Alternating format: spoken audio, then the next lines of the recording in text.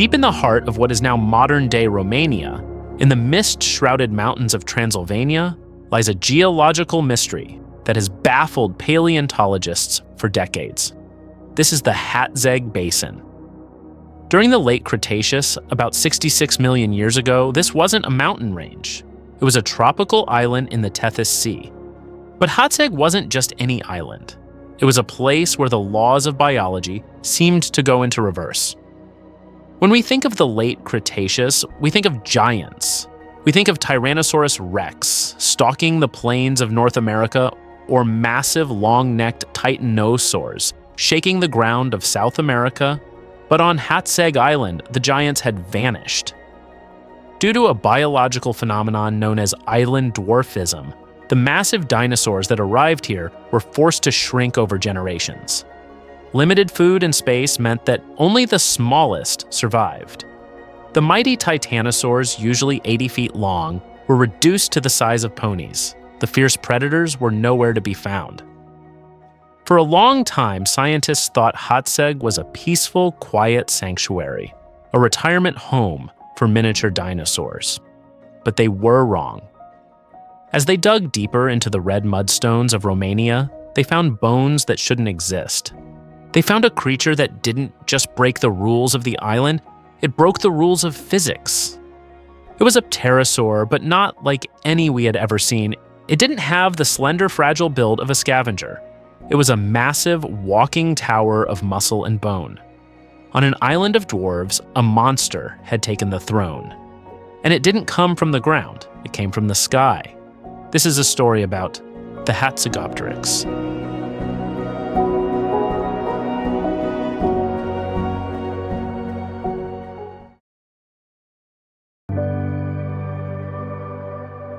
To understand why Hatzegopteryx is so special, we have to look at its famous cousin, Quetzalcoatlus northrope I from Texas. For years, Quetzalcoatlus was the undisputed king of the air, standing as tall as a giraffe with a wingspan of 36 feet. But Quetzalcoatlus was built like a needle, long, elegant, and light. Scientists long assumed that all giant pterosaurs, including Hatzegopteryx, followed this delicate blueprint.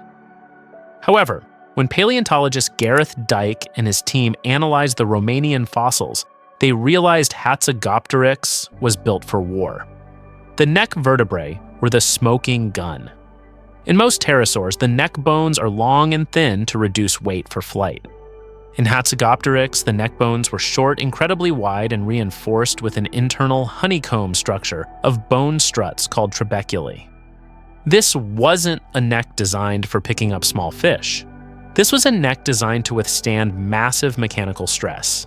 It was thick, powerful, and capable of delivering a strike with the force of a sledgehammer. While Quetzalcoatlus was a precision instrument with a neck like a spear, Hatzegopteryx was a heavy-duty machine with a neck like a structural beam. Why does this matter?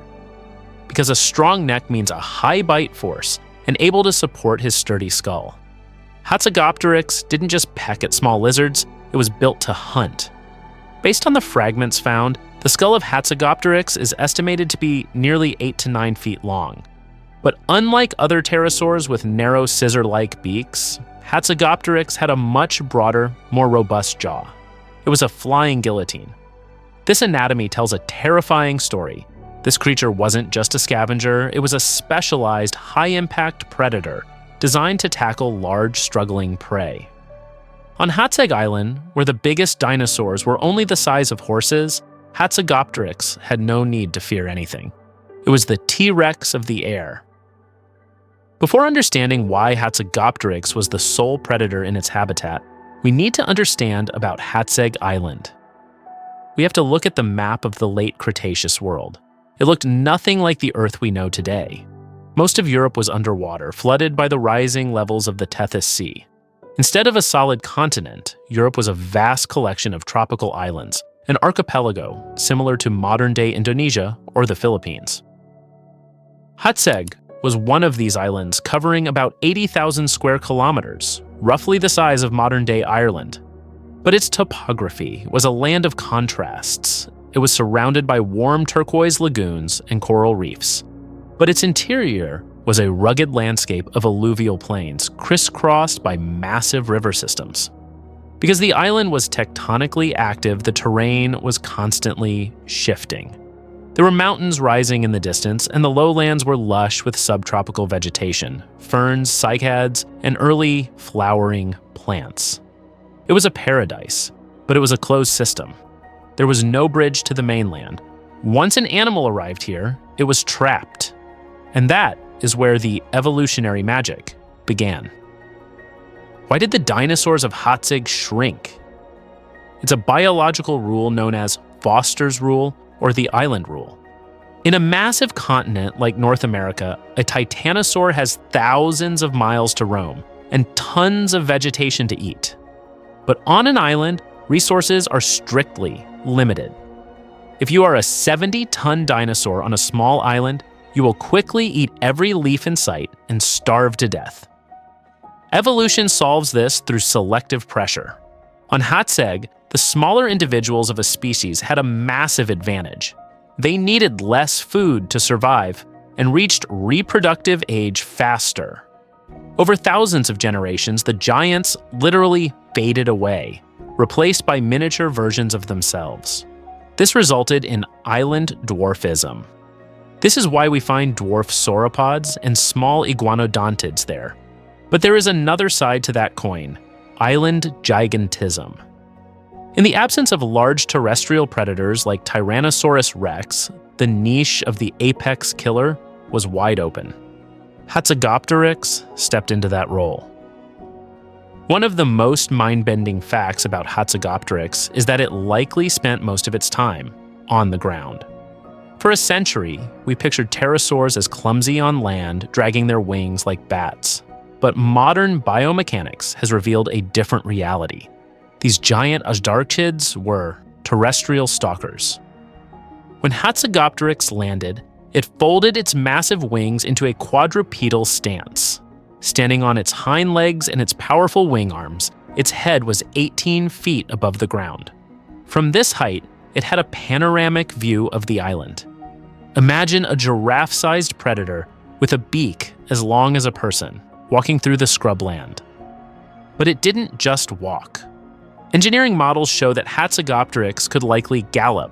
By swinging its long forelimbs forward in a vaulting motion, it could reach speeds that would easily overtake a fleeing dwarf dinosaur. Imagine the scene. A small herd of zalmoxes, dwarf iguanodontids about the size of a large dog, are grazing in a clearing. They feel a vibration in the ground. They look up expecting a small land predator. Instead, they see a 500-pound nightmare descending from the sky. Hatzegopteryx doesn't fly away after the strike. It lands, it stalks, it uses its massive beak to pin a dinosaur to the ground before swallowing it whole. Because the island had no large theropod dinosaurs like Tyrannosaurus or Spinosaurus, Hatzegopteryx filled that ecological niche. It was the only animal on the island that could claim the title of apex predator. The biggest debate in paleontology for years was whether a 500-pound animal could actually fly. Some scientists argued that the wings would snap or the muscles wouldn't have enough power, but they were looking at it through the lens of birds, and Hatzegopteryx was not a bird. It was a masterpiece of biological engineering that utilized 3 specific evolutionary hacks to conquer the skies. First, the internal honeycomb lightweight armor. If you were to cut open a wing bone of Hatzegopteryx, you wouldn't find a solid heavy core. Instead, you would see a complex crystalline-looking structure known as trabeculae. These are tiny, hair-thin struts of bone that crisscross the interior like the scaffolding of a skyscraper. This architecture allowed the bones to be incredibly light, thin as a wafer, yet structurally rigid enough to resist bending. While a human bone is dense and heavy, the bones of Hatzegopteryx were mostly air, wrapped in a shell of super-strong carbon fiber-like biological material. This kept its total body weight surprisingly low, estimated at only 250 to 300 kilograms, despite its massive physical presence. Second, the quadrupedal vault the biological catapult. The most mind-blowing part of its flight wasn't how it stayed up, but how it got there.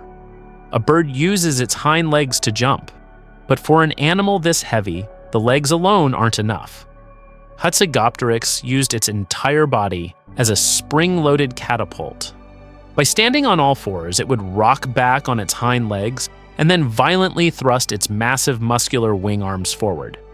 In a fraction of a second, it generated thousands of pounds of force, launching its 18-foot frame into the air like a rocket.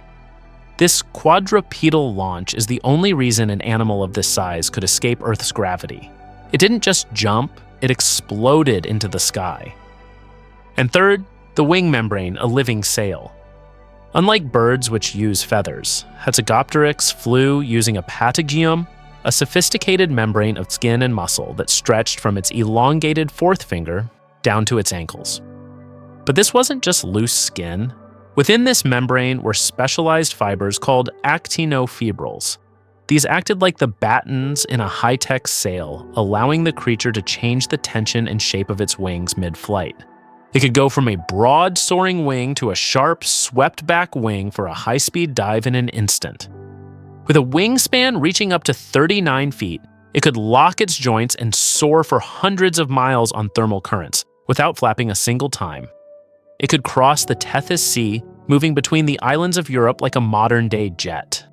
This mobility gave it a massive advantage. If food was scarce on Hatzeg, it could simply fly to the next island. It was a predator with global reach. But on Hatzeg, it found its perfect kingdom, a place where it was the undisputed god of the island. Most people assume that because Hatzegopteryx had wings, it hunted like an eagle, diving from the clouds to snatch prey in its talons.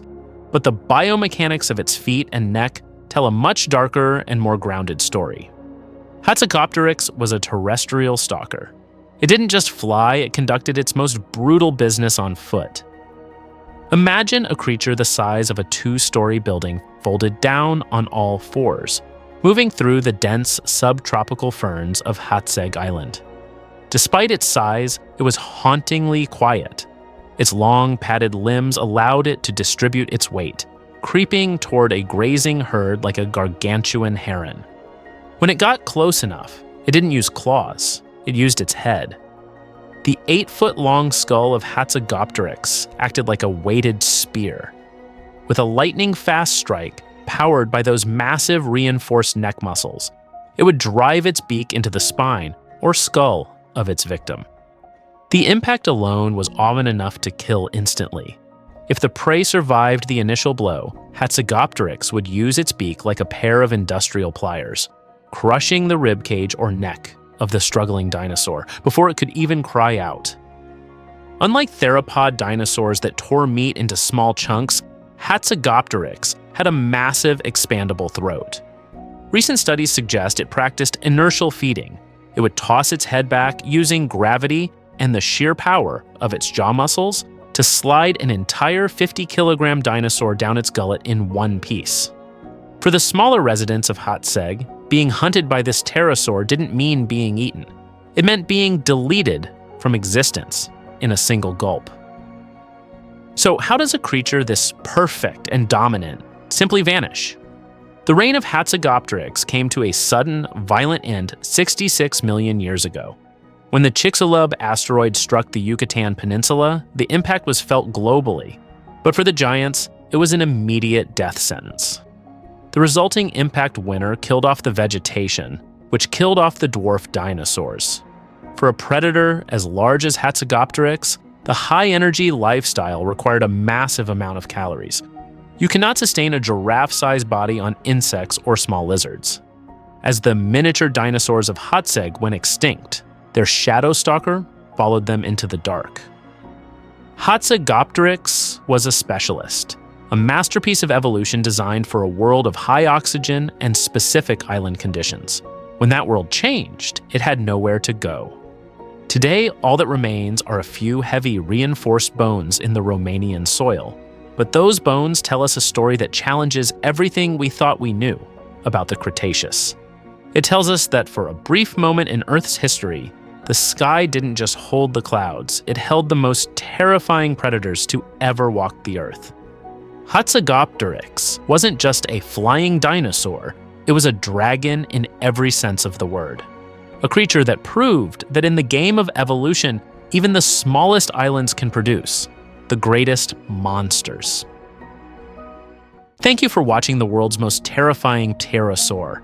If you want more prehistoric mysteries, hit the like and subscribe button. Don't forget to share the video too. Until next time, stay curious.